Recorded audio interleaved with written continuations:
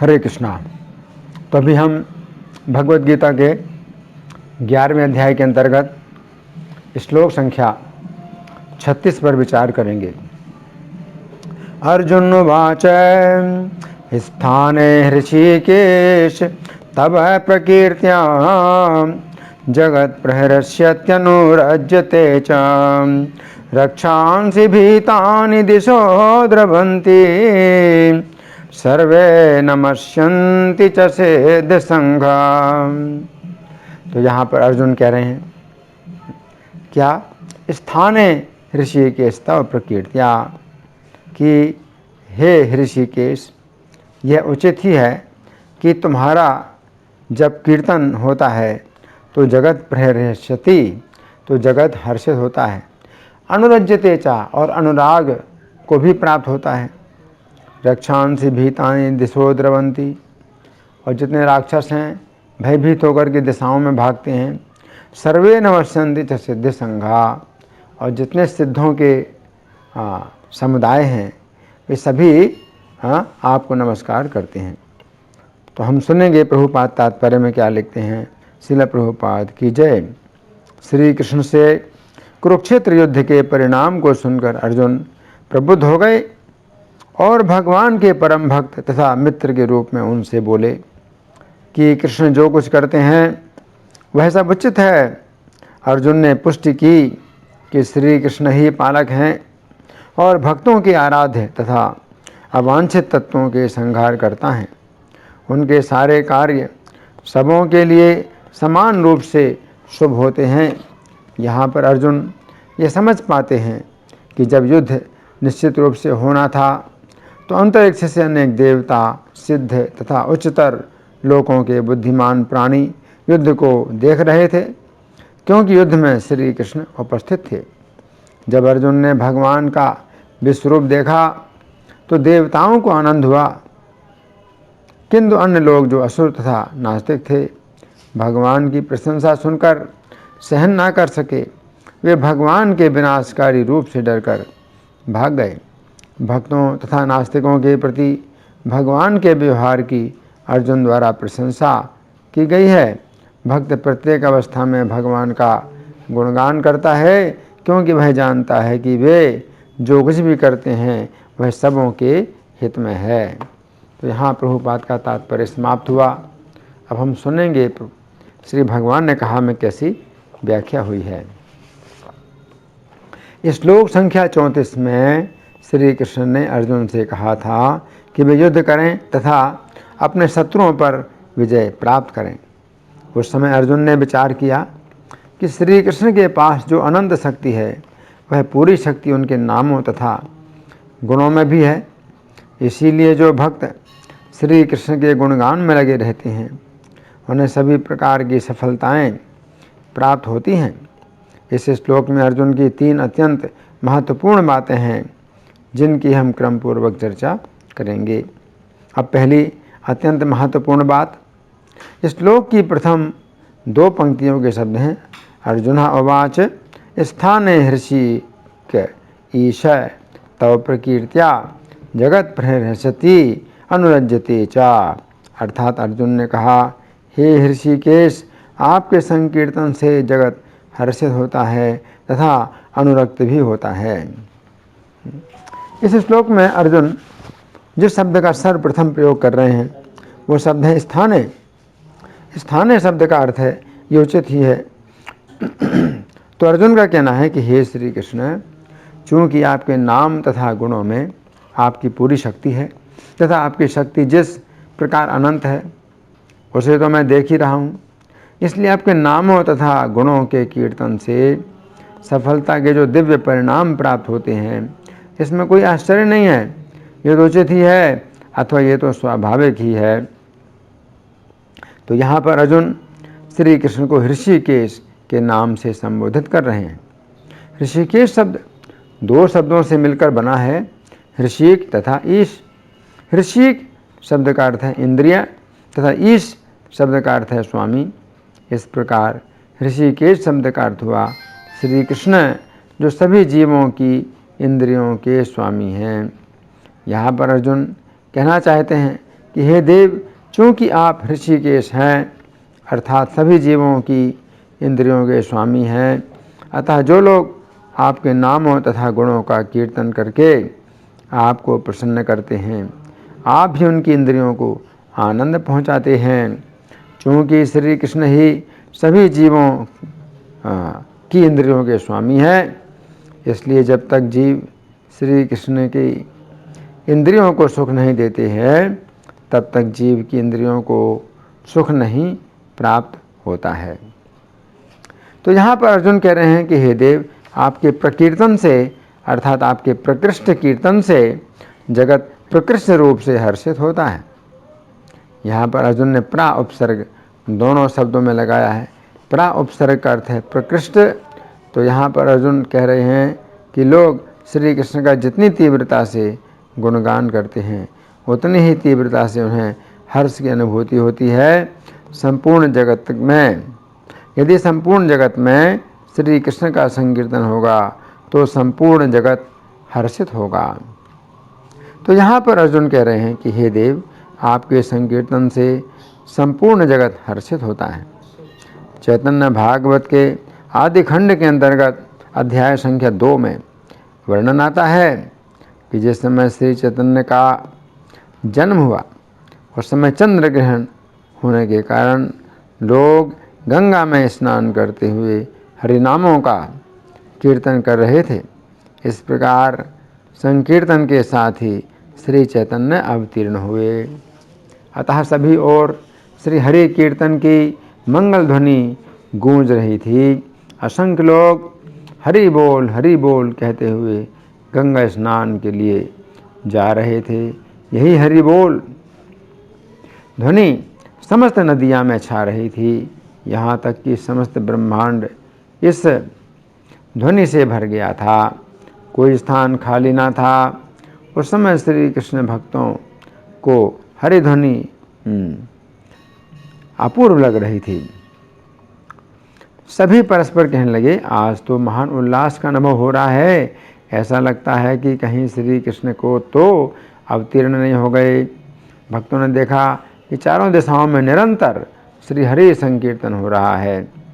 क्या शिशु, क्या वृद्ध, क्या नारी, सज्जन एवं दुर्जन लोग भी हरि हरि नाम का उच्चारण कर रहे हैं।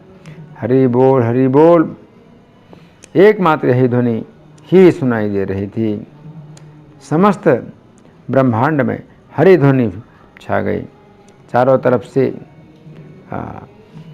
देवता फूलों की वर्षा कर रहे थे। जय जय शब्द के साथ नगाड़े बज रहे थे।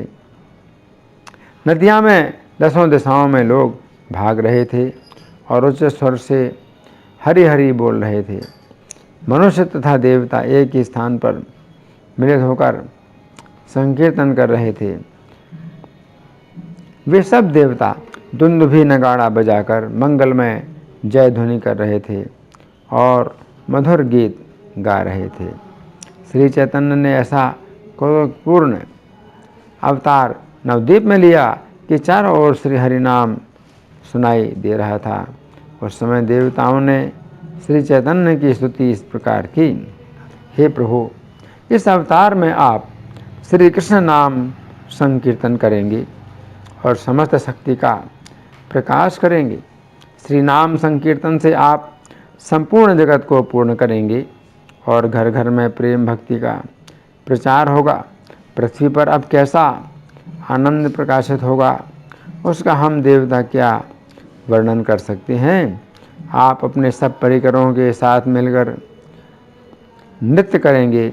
संकीर्तन के प्रभाव से जगत के सब अमंगल नष्ट हो जाएंगे। हे प्रभु, आप प्रकट होकर भक्त गोष्ठी के साथ प्रेम पूर्वक कीर्तन करोगे। उस संकीर्तन महिमा का वर्णन करने की शक्ति किसमें है।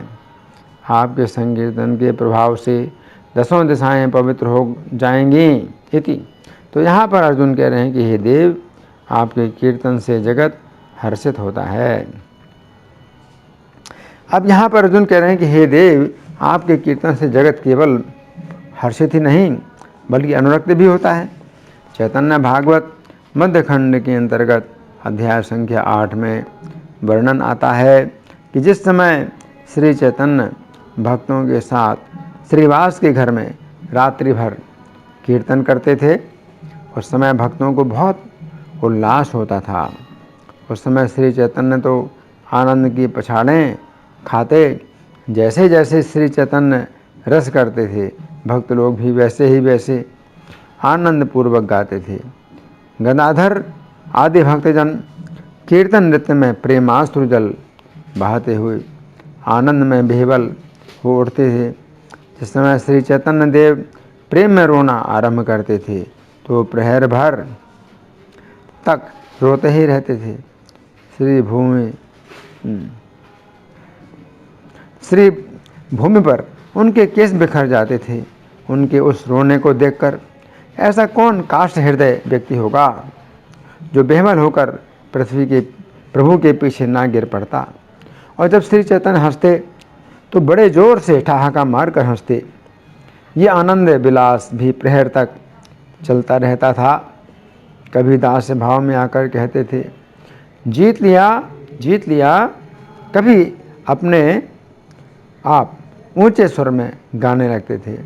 भक्तजन प्रभु को कंधे में उठाकर आनंदपूर्ण होकर आंगन में नाचते फिरते थे। जब श्री चैतन्य आनंद में मूर्छित हो जाते थे, उस समय उनके शरीर में महाकंप होता था। कभी कभी उनके शरीर से बड़ा भारी पसीना बहने लगता था। कभी प्रेम के कारण शरीर धधकती हुई अग्नि के समान हो जाता था। कभी प्रेम के कारण श्री चैतन्य अद्भुत लंबी श्वासें लेने लगते थे। कभी श्री चैतन्य महाप्रभु आनंद में भूमि पर लोटपोट होकर पड़े रहते थे। जिस समय श्री चैतन्य प्रेम में भरकर उद्दंड नृत्य करते थे तो पृथ्वी कांप उठती थी। कभी श्री चैतन्य अत्यंत मधुर नृत्य करते थे। कभी कभी प्रेम में भरकर करोड़ों सिंहों जैसी हुंकार करते थे। कभी श्री कृष्ण के आवेश में चंचल तथा बेहबल होकर प्रभु नृत्य करते थे। कभी कभी वे बाल्य भाव में परम चंचल हो उठते थे और बालकों की तरह मुख से बाजा बजाने लगते थे।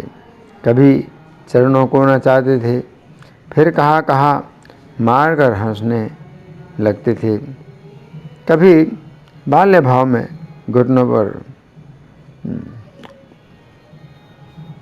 घुटनों पर चलने लगते थे।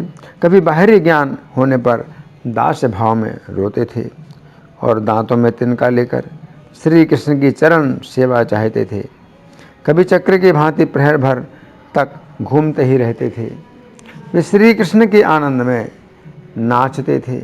कभी उनके गोरे रंग का शरीर अनेक रंगों का दिखाई देने लगता था और कभी दोनों आँखें दोगुनी बड़ी हो जाती थीं। सभी भक्त कृष्ण रस में विभोर होकर बड़े आनंद में गान करते थे। मृदंग, मजीरा, शंख और करताल बजते थे। ऐसी भय सम्मिलित ध्वनि ब्रह्मांड में उठती थी और उससे आकाश परिपूर्ण हो जाता था तथा चारों ओर अमंगल का नाश हो जाता था। तो यहाँ पर अर्जुन कह रहे हैं कि हे देव, आपके सिंह में जगत आपके कीर्तन में जगत केवल हर्षित ही नहीं बल्कि अनुरक्त भी होता है। अब दूसरी अत्यंत महत्वपूर्ण बात है। इस श्लोक की दूसरी पंक्ति के शब्द हैं रक्षांसि भीतानि जसहा द्रवंती, अर्थात हे देव, आपके कीर्तन से राक्षस लोग भयभीत होकर दिशाओं में भागते हैं। भागवत 10:6-3 में श्री सुखदेव गोस्वामी कहते हैं कि जहाँ भी लोग कीर्तन तथा श्रवण द्वारा श्री कृष्ण की भक्ति में लगे रहते हैं, वहाँ पर राक्षसों का कोई भी खतरा नहीं रहता है। श्री कृष्ण का गुणगान त्रिभुवन के राक्षसों के लिए महाभयंकर है, इसलिए वे दसों दिशाओं में भागते हैं। तो यहाँ पर अर्जुन कह रहे हैं कि हे देव, आपके कीर्तन से राक्षस दसों दिशाओं में भागते हैं। पद्म पुराण के उत्तरखंड के अंतर्गत अध्याय संख्या 185 में वर्णन आता है कि मेघंकर नाम के नगर में सुनंद नाम के एक ब्राह्मण रहते थे, जो प्रतिदिन गीता के 11वें अध्याय का पाठ किया करते थे। 11वें अध्याय का पाठ भी श्री कृष्ण का कीर्तन ही कहा जाएगा। एक दिन सुनंद विवाह मंडप नामक नगर में आए तथा एक बड़ी धर्मशाला में रुके। उस धर्मशाला के निकट एक बड़ा भयंकर नरभक्षी राक्षस रहता था। वह प्रतिदिन उस धर्मशाला में ठहरे हुए पथिकों को रात्रि के समय आकर खा लिया करता था। अब जिस समय सुनंद उस धर्मशाला में सोए थे, उस समय उस राक्षस ने सुनंद को भी धर्मशाला के बाहर कर दिया, परंतु अन्य सभी लोगों को जो सोए हुए थे उन्हें खा लिया। सुनंद के अंदर जो प्रभाव था वह गीता के 11वें अध्याय के पाठ का ही प्रभाव था, जो श्री कृष्ण का ही कीर्तन है।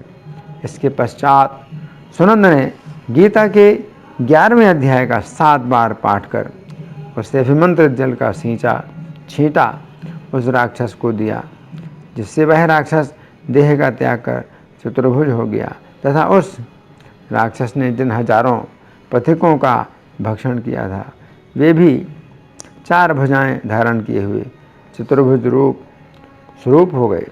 उस समय वे सभी लोग विमानों पर आरूढ़ होकर वैकुंठ चले गए। इस घटना से पता चलता है कि श्री कृष्ण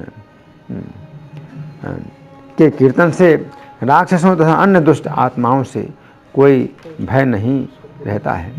राम रक्षा स्तोत्र के श्लोक संख्या 11 में कहा गया है कि जो जीव दुष्ट स्वभाव के हैं तथा पाताल, पृथ्वी अथवा आकाश में विचरते हैं और जो छद्म वेश में घूमते रहते हैं, वे श्री राम के नामों से सुरक्षित पुरुष को देख भी नहीं सकते हैं। भागवत के 6ठे स्कंद के अंतर्गत अध्याय संख्या 8 में नारायण कवच का वर्णन आता है, जिसमें यह प्रार्थना की गई है कि हे भगवान के हाथ की गदा, तुम मेरी रक्षा के लिए कुष्मांड, विनायक, यक्ष, राक्षस, भूत तथा अशुभ ग्रहों को कुचल दो। हे पांचजन्य शंख, तुम श्री कृष्ण की श्वास से पूरित होकर ऐसी भयानक ध्वनि उत्पन्न करो कि मेरे अनिष्टकारी जो भी राक्षस, प्रमथ, भूत, प्रेत, माताएं, पिशाच तथा ब्रह्म राक्षस हों, उनके हृदय कांपने लगें। तो यहाँ पर अर्जुन कह रहे हैं कि हे देव, आपके कीर्तन से सभी राक्षस दिशाओं में भागते हैं। अब तीसरी अत्यंत महत्वपूर्ण बात,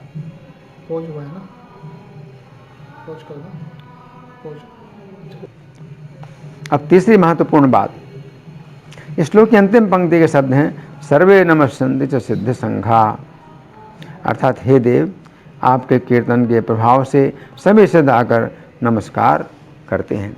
तो यहाँ पर अर्जुन कह रहे हैं कि हे देव, सिद्धों के, संत महात्माओं के और आपकी तरफ चलने वाले साधकों के जितने समुदाय हैं, वे सब के सब आपके नामों और गुणों के कीर्तन को और आपकी लीलाओं को सुनकर आपको नमस्कार करते हैं।